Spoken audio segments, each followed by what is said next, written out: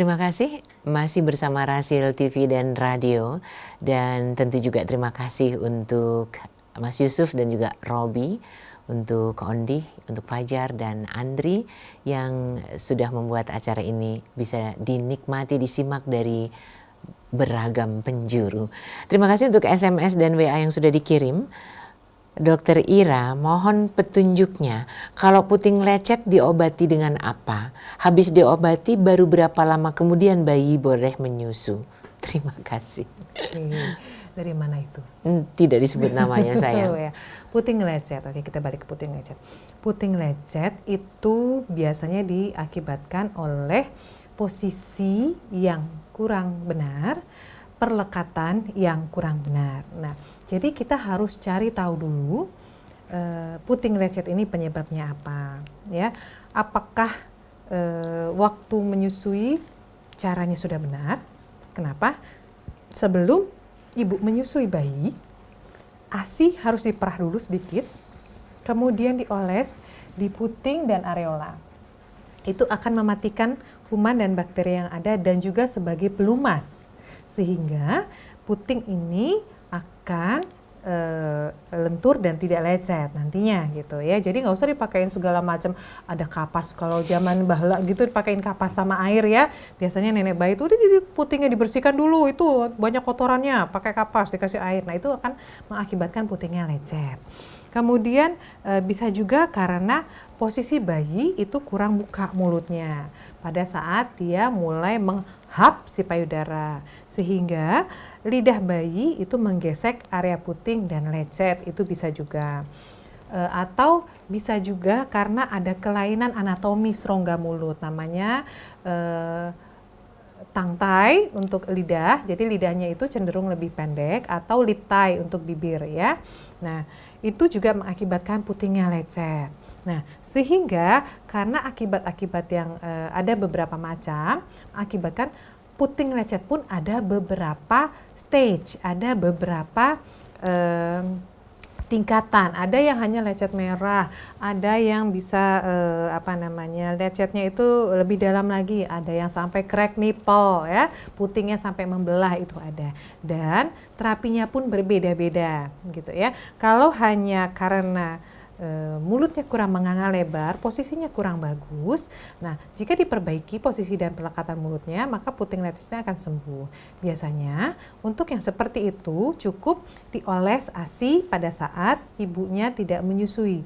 Jadi kalau bayinya sudah selesai menyusu, sudah kenyang, kemudian tiap 5 atau 10 menit sekali ibu perah ASI, oles di puting. 5 menit lagi oles di puting, kan bisa tuh sambil nonton TV, mau sambil cuci piring juga bisa, lap-lap dulu gitu ya. Keluarin ASI, oles lagi. Nah, itu diangin-anginkan, dikeringkan, biasanya itu cukup. Tapi kalau sudah sampai crack nipple, sudah membelah gitu ya. Nah, atau sampai bolong, nah seperti itu biasanya penyebabnya bukan hanya posisi dan perlekatannya yang tidak tepat, tapi lebih cenderung ada kelainan anatomis rongga mulut. Nah, kelainan anatomis ini yang harus diperbaiki lebih dahulu jika ingin putingnya bisa sembuh seperti sedia kala.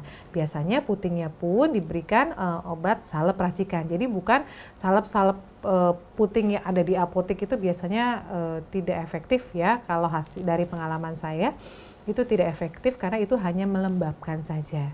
Jadi bukan mengatasi masalah. Yang kita pentingkan di sini adalah mengatasi masalah. Kenapa ini si puting sampai lecet? Kalau masalahnya tidak diatasi dengan baik, maka puting lecet akan berulang terus. Nah, seperti itu. Jadi bayinya malah bisa dapat dari botol karena ibunya udah kesakitan dulu. Sakit sekali tuh kalau menyusui dengan puting lecet ya. Kemudian juga nggak bisa dipompa. Kalau puting lecet itu pantangan untuk memompa. Karena bisa-bisa ASINya nanti jadi pink. Ibunya udah stres dulu, jadi nggak boleh dipompa, tetap harus disusui. Dan kalau sudah bengkak sekali diperah gitu. Jadi tergantung dari stage si puting lecet itu tadi. Kalau hanya lecet ringan bisa dengan ASI, seling dioleskan. Tapi kalau lecet berat itu tetap harus datang ke polilaktasi biar kita tahu penyebabnya dan harus datang bersama bayi. kemungkinan ada kelainan pada rongga mulut Iya, bayi. betul. Itu yang harus kita waspadai. Baik Ibu, dan ini yang berikutnya dari Bapak Endang Barjo. Aduh, Bapak ASI, saya senang sekali. Adakah perbedaan dari segi kecerdasan bayi yang diberi ASI dan bayi yang diberi susu formula dengan DOT? Oke, kalau bayi dan susu formula itu dari hasil penelitian memang ada perbedaan IQ, Pak. Dengan catatan pola pengasuhannya sama ya, pola pengasuhannya sama, kemudian dibandingkan maka biasanya akan ada perbedaan IQ itu lebih tinggi dari ASI. Dan kalau misalnya kita lihat di bawah mikroskop ya, setetes ASI dan setetes susu formula itu perbandingan jauh. Setetes susu formula itu kosong kalau dilihat di bawah mikroskop. Sementara setetes ASI itu penuh dengan antibodi, penuh dengan sel darah putih dan segala macamnya, yang itu memang untuk ada growth hormone segala, itu untuk mengembangkan otak kita, otak anak kita gitu ya. Makanya kalau dari hasil penelitian pun otak anak yang diberi susu formula itu biasanya size-nya juga sedikit lebih kecil daripada yang diberikan ASI gitu. Jadi memang ada perbandingan, sudah ada penelitiannya gitu. Ada beberapa tingkat IQ-nya memang lebih tinggi dibandingkan dengan yang diberikan susu formula. Betapa indahnya pemberian susu formula kan? Baik, terbalik ngomongnya. Susu ASI. Dan yang berikutnya ini dari Bunda Rido, Dok. Ya. Boleh sedikit di luar topik, tapi anak saya udah 6 bulan, sudah diberi makan tambahan. Baik. Nah ini sudah 3 hari belum buang air besar. Ya. Selama ini setiap buang, setiap pup, pasti anak saya nangis. Ya. Itu saja. Itu kemungkinan besar anaknya kurang asupan cairan. Kalau misalnya sudah 6 bulan, itu sudah diperkenalkan air putih. Jadi kalau misalnya anaknya sembelit, biasanya karena asupan air putihnya kurang gitu ya. Jadi diperbanyak minum air putih sama ASI-nya. Insya Allah pupnya nggak sembelit lagi. Kemudian kalau Ibu Rido, Ibu Rido ya. Kalau Bunda mengetahui ada pijat ilu, ada tuh di internet ya. Ada pijat ilu, anaknya dipijat ilu, kemudian ada goes sepeda, anaknya juga digoes sepeda. Kalau saya agak susah memperagakannya di sini, nggak ada bayinya. Nah itu akan mempermudah anak untuk buang air besar. Jadi kalau anaknya sampai nangis, kalau mau buang air besar itu tandanya asupan cairannya kurang, sehingga pupnya juga biasanya juga agak susah gitu. Demikian. Jadi asupan cairannya ditambah. Baik, saya lanjutkan kembali. Ini dari Bapak Anwar di Magelang. Banyak Bapak ASI ya rupanya ya. Saya senang sekali seperti itu. Karena sampai umur berapakah bayi cukup dengan ASI semata? Kemudian ketika masuk ke makanan tambahan, apa yang cocok untuk bayi? Terima kasih. Oke. Untuk makanan tambahan mungkin akan kita bahas sendiri, tapi nggak apa-apa, saya akan bahas sedikit di sini. Bayi butuh ASI saja, jadi ASI bisa memenuhi 100% kebutuhan bayi sampai itu hingga usia 6 bulan. 6 bulan. Makanya pemberian empasi itu start di usia 6 bulan. Karena bayi sudah mulai tumbuh besar dan kalorinya tidak cukup terpenuhi hanya dengan ASI. Dia butuh makanan tambahan. Makanya namanya makanan pendamping ASI. MPASI. Di sini ASI tetap dibutuhkan, biasanya sekitar 70% akan bisa memenuhi kebutuhan bayi. Jadi dia nggak bisa 100% lagi.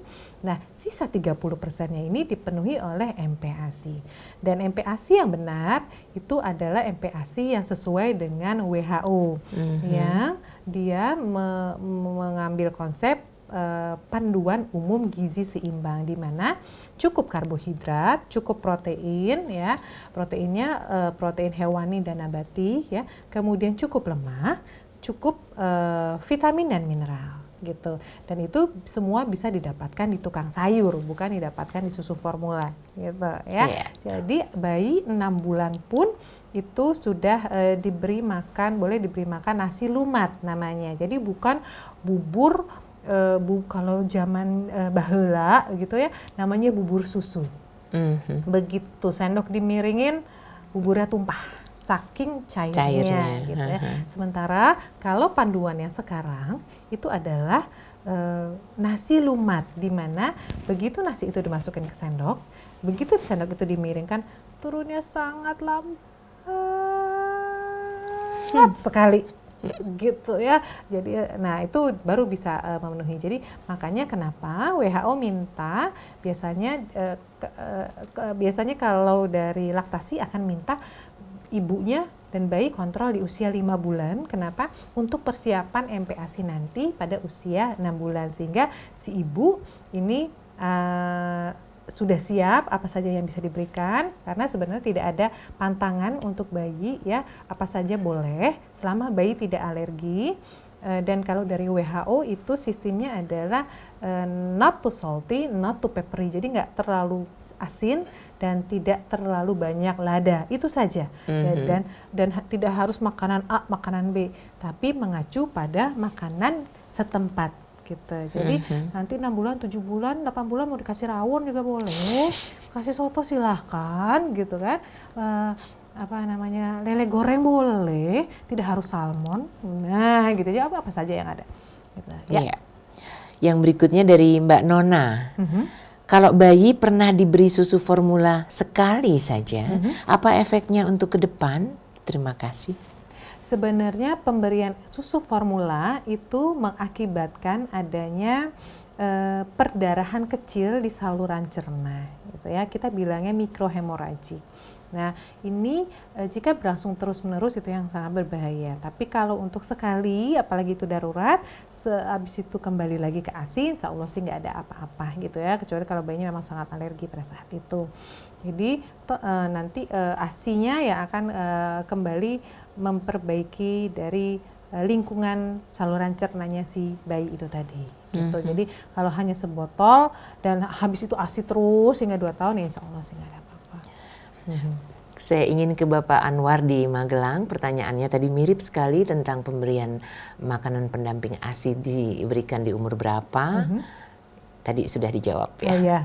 Yang berikutnya dari tidak ada namanya di sini. Anak saya saat ini mau masuk usia 8 bulan nih dok. 8 bulan. Dan sudah diberi makanan pendamping ASI, tapi masih ASI. ASI sampai 2 tahun. Saya suka bikin bubur tim sendiri. Kalau pembuatannya dikasih garam, gula, boleh nggak sih dok? Seperti tadi sudah saya ungkapkan bahwa kalau dari WHO, not too salty, not too peppery, tidak terlalu banyak lada, tidak terlalu banyak garam. Jadi hanya itu saja. Mau kasih garam boleh, mau kasih gula boleh, tapi sedikit. Gitu. Bahkan untuk penambah kalori pada bayi-bayi tertentu itu justru ditambahkan kalori berupa gula gitu ya. Memang boleh kok. Tidak ada masalah sebenarnya. Kenapa? Karena sebenarnya air ketuban kita pada saat bayi itu di dalam kandungan itu pun rasanya bermacam-macam. Gitu. ASI, kalau ibu pernah mencicipi ASI ibu sendiri, itu rasanya manis loh. Rasanya manis. Kalau ASI pun rasanya berubah-ubah. Ibu makan duren, ASInya rasa duren. Ibu makan jengkol, ASInya rasa jengkol. Dan rasa ASI yang berubah-ubah itu dia akan mempengaruhi taste-nya si bayi. Makanya dia senang sama ASI karena rasanya berubah. Sementara kalau formula, begitu buka sampai habis rasanya stagnan begitu saja gitu ya. Gurih dan manis. Jadi sebenarnya nggak ada masalah untuk penambahan itu, dengan catatan tidak berlebihan. Kemudian kalau saya tidak menggunakan MSG, nah penyedap-penyedap itu nggak. Mau mereknya A, I, U, E, O tetap aja namanya penyedap gitu ya. Kita pakai yang alami semuanya. Jadi apapun yang ibu makan itu akan dirasakan juga di ASI yang dihisap sama bayi kita. Kalau hati ibu sedang sedih, rasa ASInya berubah nggak? Bayinya ikut melo biasanya. Kalau ibunya marah juga gitu? Iya. Ada Karena pengaruh di ada asinya. bonding. Bonding. Bukan Asinya sih sama aja ya. Asinya sama Aha. aja. Baik, kita lanjutkan kembali. Anak saya dok, perempuan 4 bulan. Ketika menyusu tuh kurang doyan. Sering sekali dilepas puting susu ibunya. Apakah ASI ibunya kurang banyak ya dok? Kami berniat mau dikasih susu tambahan nih. Apakah baik buat bayi kami? Nah, 4 bulan. Pertanyaan saya, apakah ibu sudah pernah mendatangi klinik laktasi terdekat? Di mana itu, Mbak? Di daerah mana? Tadi ibunya yang nanya. Tidak Nggak disebutkan. sebut ya. Coba ibu mendatangi klinik laktasi terdekat bersama bayi ya, bersama suami. Jadi biar bisa dievaluasi ini bayinya kenapa sering melepas, ya? Kenapa sering melepas? Apakah ada masalah dalam posisi perlekatannya? Apakah ada masalah dalam aliran asinya, gitu ya? Nah dari situ baru kita bisa berikan solusinya. Oh harus begini, oh harus itu. Karena buat sebenarnya solusi susu formula itu adalah solusi yang paling akhir jika tidak bisa lagi. Kenapa? Yang kalau dari WHO urutannya adalah menyusu pada ibu. Itu nomor 1. Yang kedua adalah ASI perah ibu yang paling fresh, gitu ya. Yang ketiga itu ASI perah ibu yang sudah disimpan, ya. Yang selanjutnya adalah ASI donor. Ya, kalau sudah tidak bisa dengan ASI donor baru susu formula. Bahkan dalam Quran itu juga apabila tidak bisa menyusui bayi, kita diperkenankan untuk mencari ibu susu, gitu ya, bukan mencari kaleng susu. Jadi dan kita mengetahui Nabi Muhammad sendiri pun itu menyusu pada ibu susu. Jadi sebenarnya dalam agama kita itu donor ASI itu sangat-sangat diperbolehkan dan kita diperkenankan untuk memberikan upah secara baik kepada ibu susu, gitu. Jadi susu formula itu adalah suatu yang paling akhir, benar-benar paling akhir setelah sebuah jalan itu dicoba, gitu ya. Dan ada program namanya relaktasi atau menyusui kembali. Jadi ibu-ibu yang ASINya sudah sempat turun, mungkin karena formula atau faktor lain, itu dia bisa banyak lagi dengan program relaktasi ini. Demikian Mbak Nuni. Baik, saya lanjutkan kembali dari Mbak Rizka di Ciputat. Oke. Dok, apa benar bayi tidak obesitas karena masih ASI atau karena ASI? Karena anak saya 4 bulan, sudah 9 kg, panjang badannya 68. Apa ini penyebabnya ASI? Anak ibu ASI saja kah, gitu kan? Kalau ASI saja ya nggak ada masalah, karena biasanya pertambahan berat badan yang pada awal-awal itu nabung, kalau bayi ASI ya dia nabung. Jadi awal-awal itu pertambahannya bisa 1,5 kilo, 2 kilo, itu biasa. Nanti sesudah usia 6 bulan itu pertambahannya yang tadinya sekian kilo itu akan turun jadi 500, jadi 400, bahkan 300. Kenapa? Karena bayi akan sudah mulai bergerak. Dia mulai merangkak, mulai merambat, mulai berjalan gitu. Jadi wajar aja. Nggak ada masalah, nggak ada obes pada bayi ASI, itu nggak ada obes. Jadi nggak usah khawatir, 4 bulan sebentar lagi, 2 bulan lagi sudah merangkak. Nah, bentar lagi merangkak. Dan banyak kalori yang keluar akhirnya. Iya, sering distimulasi. Oke, saya lanjutkan kembali. Ini dari Ibu Riri. Anak saya cuma mau yang kiri, ini udah bulan ke-5. Ada cara nggak sih agar bayi juga mau tidak menolak puting yang kanan? Banyak seperti itu. Bayi memang cenderung mau yang kiri pada beberapa kasus. Dan ibu juga lebih nyaman yang kiri pada beberapa kasus. Kenapa? Karena itu biasanya terjadi pada ibu yang baru melahirkan anak pertama karena dia kagok ya. Dan ibu itu bukan kidal, jadi dia terbiasa dengan kanan. Maka pada ibu yang terbiasa dengan kanan, melakukan segala sesuatu di tangan kanan, maka dia akan terbiasa menyusui bayi di sebelah kiri. Jadi dia lebih luas menggendong bayi di sebelah kiri. Karena ibunya lebih luas menggendong bayi sebelah kiri, otomatis bayi juga merasa nyaman berada di sebelah kiri. Jadi dia lebih nyaman untuk menyusu di sebelah kiri. Kemudian letak jantung manusia itu adanya di sebelah kiri.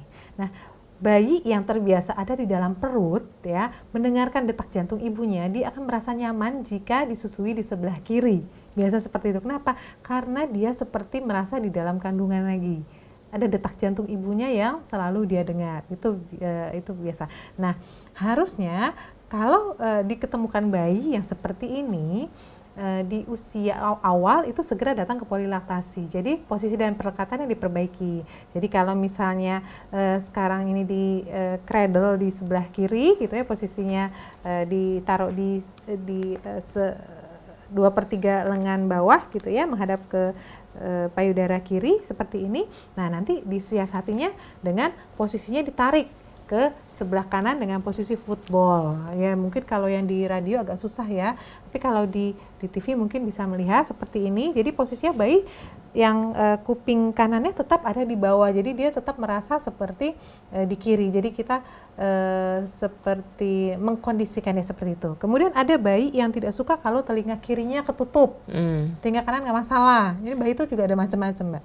Jadi ya kita kondisikan seperti ini, kan tetap kan telinga kirinya nggak tertutup gitu. Jadi nanti di polilaktasi biasanya akan dikasih tahu, dicari solusinya. Oh begini dia mau nggak? Oh begitu mau nggak? Oh kenapa di sebelah kanan ada masalah apa dengan puting sebelah kanan? Ada masalah apa dengan payudara sebelah kanan? Apakah alirannya terus lambat? Apakah pengeluarannya susah atau bagaimana gitu ya? Jadi harus dicari tahu dulu penyebabnya apa. Oke. Yang jelas posisi bayi bisa beragam ya, iya. Tidak hanya seperti yang standar biasa kita berikan. Apalagi kalau sudah 4 bulan ke atas itu freestyle kadang-kadang seperti ini. Iya. Ini pertanyaan di luar puting dan susu. Oh, oke. Tetapi Ibu Fatimah di Lampung ingin tahu, KB saya sudah 2 bulan dengan pil. Saya sekarang nggak datang bulan, apa saya hamil ya, Dok? KB dengan pil itu kan KB yang hormonal ya Ibu, dan hormonal ini juga cocok-cocokan pada semua orang. Saya tidak mengetahui Ibu hamil atau tidak, jadi ada baiknya Ibu periksa langsung ke bidan terdekat atau ke dokter kandungan terdekat gitu. Jadi lebih pasti, karena kan itu harus diperiksa hamil atau tidaknya gitu ya. Oke, salam buat Pak Budi ya. Berikutnya pertanyaan datang dari Mbak Susi ya. Saya ingin tahu, ini kebetulan lagi hamil. Inisiasi menyusui dini itu berpengaruh terhadap kesediaan dan kemauan bayi menyusu nggak sih? Oke, bagus banget ini. Bulan kemarin padahal kita membicarakan masalah inisiasi menyusui dini dengan dokter kita ya. Nah, jadi dari hasil penelitian IMD itu sangat mempengaruhi keberhasilan bayi menyusu gitu ya. Kemudian banyak bakteri-bakteri baik yang ada di badan ibunya yang bisa didapat oleh bayi gitu. Jadi sangat mempengaruhi keberhasilan menyusu bayi pada saat setelah beberapa hari si bayi ini lahir. Kemudian pada IMD yang benar, jika dilakukan dengan benar ya, IMD itu kan minimal 1 jam ya, bukan 5 menit, bukan 10 menit kemudian bayi diangkat, 1 jam. Nah, biasanya ASI yang keluar itu akan lebih cepat daripada yang tidak di IMD. Gitu. Itu sangat mempengaruhi gitu. Apalagi setelah melahirkan, ibunya dan bayinya itu bedding in, jadi satu tempat tidur. Itu akan mempercepat lagi ASI-nya keluar. Jadi ibunya nggak panikan, kok ASI saya nggak keluar, kok ASI saya nggak keluar, biasa seperti itu. Nah, makanya disarankan oleh WHO pada usia kehamilan 28 minggu dan 36 minggu, orang tua, calon ayah ibu ini mendatangi klinik laktasi agar bisa mendapatkan ilmu yang cukup pada saat hamil dan sehingga pada saat bayinya lahir itu sudah tidak panik lagi. Baik, ini pertanyaan dari hamba Allah, nggak ada namanya juga. Padahal bagus loh ya ditaruh nama, kemudian usia berapa dan Anda ada di mana agar kami tahu ya. Oke, pijat payudara ada nggak sih biar pada saat penuh nggak pegel ngilu gitu? Iya itu saja. Biasanya pijat payudara ada, itu tapi khusus dan lembut, ya bukan ke nenek-nenek tukang urut yang biasanya kan gitu tuh yang kasar dan keras sampai ibu teriak-teriak. Itu pijatnya lembut sekali ke arah aksila atau ke arah ketiak. Itu memang dilakukan pada saat payudara sangat penuh dan bengkak. Biasanya itu cukup membantu. Tapi kalau payudara bengkak itu juga sebaiknya dikompres air hangat sehingga ASI-nya juga keluar. Yang paling bagus sebenarnya adalah pijat oksitosin. Pijat oksitosin itu bukan di payudara tapi di punggung ibu, sehingga ASI-nya kalau pijat oksitosinnya benar itu asinya bisa menetes. Jadi lagi dipijat Mbak Nuni, terus asinya keluar. Tes. Nah itu akan mengurangi bengkak juga gitu ya. Jadi pijat payudara ada, tapi sangat lembut dan harus dilakukan oleh orang yang benar-benar berpengalaman gitu. Jadi nggak kasar, nggak kenceng-kenceng diputer sana puter sini, habis itu nanti payudara biru-biru. Nah, biasanya seperti itu ya. Tapi ada teknik sendiri. Ada memang tekniknya ya. khusus. Oke, saya lanjutkan kembali. Ini dari seorang ibu di daerah mana nih? Cilenyi. Oh, Bandung. Oh, mungkin. Kalau menghentikan bayi menyusui untuk melepasnya agar tidak menangis atau agar tidak menolak, diapain ya, Dok? Saya mau bertanya dulu, maksudnya menghentikan bayi menyusui itu bagaimana? Oh, tidak dijelaskan. Kalau maksudnya untuk melepas putingnya dari hisapan, kalau misalnya ada sesuatu yang mau dikerjakan nunggu lama, misalnya kebelet ke kamar kecil ibunya gitu kan. Kalau dari pengalaman sih dipencet aja hidungnya, biar kan mau nggak mau kalau dia nggak bernafas sedikit terbuka gitu. Tapi nggak tahu dokter punya saran apa. Sebenarnya kalau menyusui bayi itu sampai bayi kenyang dan melepas sendiri puting ibunya. Namun pada kasus tertentu kadang-kadang bayinya ngempeng di puting ibunya karena nggak dia mau nyaman ngelepas. kan. Nah biasanya kalau seperti itu, kalau misalnya tangan kita ini dianggap mulut bayi, maka dimasukkan kelingking, jari kelingking tangan itu ke dalam mulut bayi. Nah, sampai di antara dua gusi bayi. Nah, pada saat kelingking kita ini sudah ada di antara dua gusi bayi atas dan bawah gitu ya, dan terjepit oleh gusi, maka puting ibu bisa dilepas perlahan, ditarik perlahan dengan posisi tangan kita tetap ada di mulut bayi. Sehingga puting ibu tidak terjepit oleh gusi bayi. Kan yang paling bikin lecet itu begitu ibunya narik putingnya, bayinya langsung refleksnya sepap. Dia nggak mau empeng raksasanya giant ini keluar gitu ya. Gitu. Jadi diakalinya dengan kita masukkan dulu kelingking kita ke antara dua gusi, jadi atas dan bawah itu biasanya lewat dari sudut bibir, kita masukkan dari sana gitu.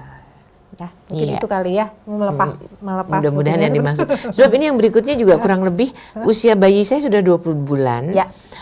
Makan sudah oke, tapi memang terus terang sudah dengan susu formula. Saya akan kembali sibuk bekerja. Bagaimana cara menghentikan menyusui? Katanya payudara bisa bengkak kalau menghentikan menyusui. Sebenarnya hak bayi itu kan sampai 24 bulan ya. Jadi masih ngutang 4 bulan. Masih ngutang itu 22. 20 bulan. Oh, 22. Iya, masih ngutang 4 bulan. Ibu, jangan di ini dulu lah. Sebenarnya Sudah mau kerja soalnya. Sudah mau kerja. So what kalau mau kerja?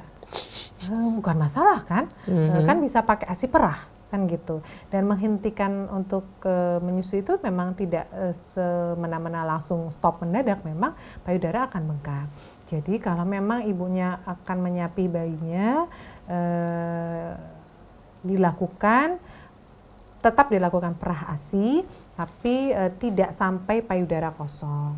Jadi begitu bengkak diperah, tapi sampai nyaman saja, ASInya bisa tetap disimpan dan diberikan ke bayi gitu ya. Nah, kemudian frekuensi perah itu diturunkan sedikit demi sedikit. Jadi misalnya dalam satu hari itu perahnya 5 kali gitu ya. Nah, kita perah tetap 5 kali, cuman nggak sampai kosong payudaranya, sampai nyaman aja. Kemudian mungkin besok atau lusanya kita perah 4 kali, gitu ya, sampai nyaman. Nanti 2 hari lagi kita perah, mungkin dalam sehari itu 3 kali, sampai nyaman. Kemudian besoknya lagi kita perah misalnya 2 kali. Jadi frekuensi pemerahan itu kita turunkan perlahan, sehingga memberikan kesempatan kepada otak juga untuk mengetahui bahwa oh, bayi sudah tidak butuh ASI lagi, oh bayi sudah butuhnya hanya segini gitu ya. Jadi tidak dihentikan secara mendadak, memang bisa bengkaknya luar binasa itu kalau kayak begitu. Jadi nggak boleh memang ya? Memang tidak henti mendadak. Baik, ini yang berikutnya. Saya pernah waktu anak saya yang kedua itu eyangnya mengatakan kalau mau menghentikan bayi menyusui, oh ini komentar terhadap yang tadi juga mungkin ya. olesi saja dengan rebusan brotowali yang Berarti pahit. menyapih Ya. Berarti menyapih. Olesi saja dengan air rebusan brotowali yang pahit, nanti bayi akan menolak sendiri tanpa harus kita buat nggak jelas omongannya di sini tulisannya. Mungkin terpaksa melepaskannya. Silahkan Jadi, komentarnya. Kalau mau menyapih bayi, itu metode yang dianjurkan adalah WWL atau Winning with Love. Kenapa? Karena kan kita memberikan cairan cinta ke bayi. Jadi ya kalau memutusinnya juga dengan cinta, dengan kesepakatan kedua belah pihak gitu ya. Makanya kalau memang mau disapih bayinya mungkin di usia 23 bulan, si bayi pada saat si anak ya udah 23 bulan itu anak pada saat hendak tidur atau baru sedikit terjaga itu sudah dikasih tahu sama bundanya, kamu nanti kalau umur udah 2 tahun udah nggak minum ASI bunda lagi, soalnya udah gede. Ya minum ASI bunda kan adik bayi. Nah, kakak kan udah gede loh sekarang. Dan itu afirmasi positif tersebut diulang dengan lingkungan yang juga mendukung. Misalnya ayahnya juga gitu. Jadi begitu anaknya mau minta ASI, diajak main, terus dikasih tahu bahwa, ih kakak sudah besar udah nggak minum ASI bunda loh, udah nggak nenek lagi loh, malu ntar dibilang anak bayi. Nah kayak gitu. Jadi anak terbentuk bahwa oh iya saya sudah besar, oh iya itu kan untuk adik bayi. Jadi perlahan kita bentuk alam bawah sadarnya untuk dia tidak minum ASI lagi gitu. Jadi biasanya itu akan berhasil. Ada yang dalam 1 hari berhasil, ada yang dalam 1 bulan berhasil, ada yang baru 3 bulan kemudian berhasil. Nah itu jadi orang tua juga harus tahu, ini nggak bisa semena-mena berhenti gitu loh si anak. Jadi masing-masing anak pun punya keikhlasan yang berbeda-beda. Iya. Baik, ini pertanyaan yang terakhir dari Sukabumi. Ya. Dok, anak saya lahir prematur 7 bulan, cuma 1,8 kilogram. Saya memberi ASI selama di inkubator hanya sampai 3 bulan. Nah, pertanyaannya adalah sekarang usianya sudah 20 tahun anak ini. Mulai mens sejak umur 10 tahun. Bagaimana komentar dokter? Dan setiap kali mens perutnya sakit bukan kepalang. Apakah ini ada hubungannya dengan keprematurannya atau tidak? Kalau dari informasi yang didapatkan itu mungkin tidak berhubungan dengan prematurnya, tapi mungkin berhubungan dengan hormonalnya si anak, kemudian juga berhubungan dengan mungkin daerah rahimnya, karena kalau untuk mens itu kan rahim itu juga otot-otot di sana. Jadi sebaiknya mungkin ibu mengajak si anak itu mendatangi dokter kandungan gitu. Dokter kandungan bukan hanya orang yang mengandung ya, tapi yang kaitannya dengan reproduksi. Yang kaitannya dengan kandungan dengan alat reproduksi wanita itu semuanya ada di sana. Jadi mungkin bisa di USG. Apakah memang ada kelainan di dinding rahimnya seperti itu. Jadi macam-macam yang bisa menyebabkan nyeri pada saat anaknya ini haid gitu ya. Jadi nanti di sana yang dicari tahu gitu, bukan karena ASI-nya. Baiklah Dok, kita rangkum bahasan kita dampak dari memberikan DOT kepada bayi sebelum kita akhiri. Silakan. Dampak pemberian DOT pada bayi sebenarnya itu banyak sekali. Kalau misalnya ibu-ibu dan bapak-bapak memutuskan untuk memberikan DOT, itu harus tahu efek samping dari pemberian DOT itu tadi yang rentan tersedak, kemudian obesitas, kemudian infeksi mulut, kemudian infeksi telinga tengah, gitu. Banyak sekali infeksi yang bisa terjadi. Kemudian pada ibunya juga bisa jadi puting lecet, penurunan ASI, gitu ya, penurunan produksi ASI sehingga si anak tidak mendapatkan haknya mendapatkan ASI selama 2 tahun. Jadi dengan banyaknya kerugian dari DOT yang sudah disampaikan, mungkin bapak sama ibu berpikir berkali-kali untuk memberikan anaknya itu sebuah suatu benda yang bisa mengakibatkan si anak ini juga dalam kondisi yang tidak baik gitu nanti ya, bisa pneumonia atau segala macam, dan who knows gitu, kita nggak tahu kan apa yang terjadi, tapi kan kita wajib untuk mencegah hal itu bisa terjadi. Kalau bisa kita lakukan pencegahan, kenapa enggak? Dan Allah itu menyuruh ibu menyusui bayi, jadi tidak menyuruh ibu memberikan ASI perah di botol kepada bayi. Kenapa? Karena menyusui bayi itu yang didapat bayi bukan hanya ASI tapi juga bonding dengan ibunya. Dia dapat cinta dari ibunya, dia dapat bakteri baik dari ibunya ya. Jadi bukan hanya sekedar ASI saja gitu. Oke, kalau dari rangkuman cukup sekian kali Mbak Nuni. Baik, terima kasih sekali untuk informasinya. Banyak yang memberikan jempol karena informasi ini sangat berharga untuk calon ibu atau para gadis-gadis yang juga akan menjadi calon ibu. Terima kasih sekali lagi Dokter Ira. Sama-sama. Yang setiap hari apa sih praktek di Rumah Sakit Melianya? Kalau di Rumah Sakit Melia kita setiap hari sebenarnya ada dari Senin sampai Sabtu. Jadi kalau misalnya mau datang juga bisa tanya dulu di bagian pendaftaran gitu. Tentang tapi yang laktasi. Jelas pagi, ya di polilaktasi. Di polilaktasi. Cuman kalau mau datang beserta bayi. Harus dibawa bayinya. Ya.